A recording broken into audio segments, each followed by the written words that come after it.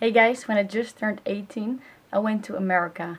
And I went to America to play tennis and still earn a degree at the side. And hopefully you can imagine that me going to another country at that age would bring lots of, not uncertainty necessary, but also culture shocks. So in a blog on my website, I wrote about my journey and what I found different or interesting. But in this video, I asked some other international students and friends to send in their culture shock or weirdest experience from America, since they're not from there. And this video shows their opinions, and I hope you're gonna like it. And don't forget to check out my blog as well, because that's more personal, but this is more broad and has lots of aspects what I'm also writing about in my blog. So I hope you're gonna check it out and enjoy this video. Yes, thanks Zoe for the invite to record a video for your channel. You asked me about some funny, shocking, crazy differences between studying in the Netherlands in my case and the US. I've done both for a couple of years, 2 years in the Netherlands, 3 years in the US. I mean, the first thing that you probably expect that will be a big difference is the food, of course. The food in the US is always, like, you can say it tastes very well, but you know it's just so unhealthy. And just for example, I've never seen this much fast food in my life. I've seen people eat fast food every day. In Netherlands, that's a really no-go. First of all, we don't have as much drive-through places. We don't have as much fast food places. It's just generally less accepted to eat that much fast food, where in the US it's just very common to do that. So that's the first big difference that I want to tell. Another thing that's different is the appreciation of the sports.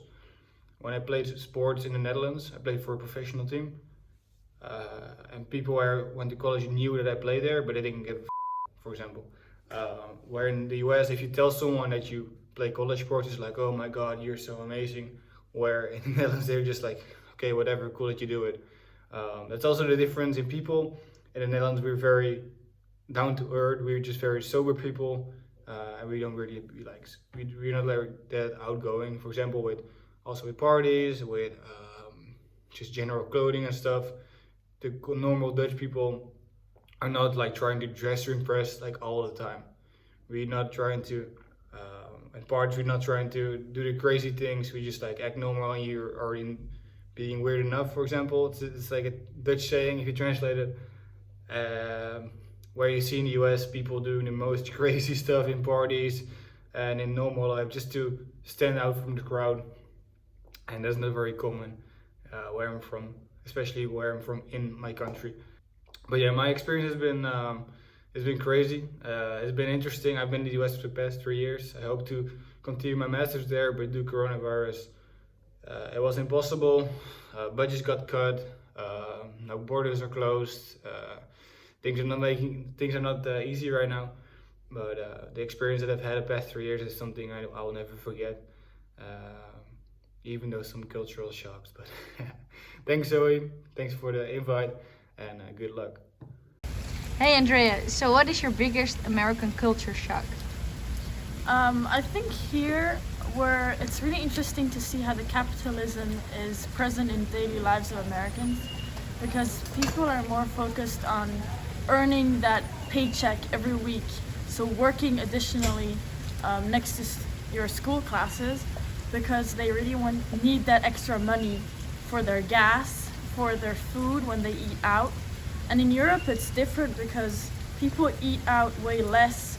I think we focus more on buying the groceries and saving up money, eating healthier, and also trying to walk more, find solutions, bike or use public transportation instead of using that money for the gas on the cars. So that's where you really see why money is so important in America, because I feel like they spend it less efficiently. But of course, this is a general view. Of course, there are different people, but I think this is the general difference.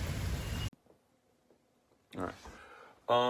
Hi, I am Jaap Mutsaers. I have recently graduated from the University of Lindenwood, the Lindenwood Lions, in St. Charles, Missouri, just outside of St. Louis.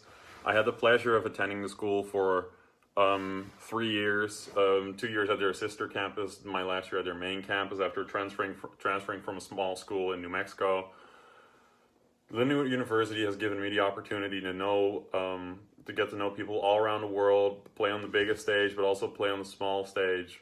It's given me friends from Tokyo to Brazil to the United States to South Africa, and getting the opportunity to interact with students all over the world, include and enter their families on holidays, has provided me with more than I could ever ask for. One thing that shocked me the most in the USA is American small talk. Everybody keeps asking me, how are you? Or how are you doing? Even though we don't know each other. In some cases, even some random people passing me on the street or in Walmart did it. In my country, we don't talk to strangers like that. I know it's just a way of saying hi, but it seems so weird and meaningless to me. In my country, when we Vietnamese people say, how are you? We actually care about the answer. So Anna, what's your biggest American/Texan culture shock? I think the biggest difference that I experienced when I came here was the public transportation. People here love to have their own space, and especially in Texas, and people use cars everywhere. The drive-thrus, everything should be quick. And back home, we are way more used to using public transportations because it's a cheaper option for us. I mean, the gasoline back home is 3 times more expensive than it is here, and so getting to the nearest city is cheaper to just use the bus than use your own car. Back home, we also have like monthly or yearly tickets you can buy. For example, I don't know how much it can cost, but it is way cheaper to use that than your own car. By using public transportations, we reduce the emissions back home, and this goes into my second topic, how we're very aware of the environment. So if you ever travel to Europe, you can probably see that back home, like in the bathroom, the toilets have 2 bottoms, one big and one small one, and that's made to and that's because you can choose either to flush.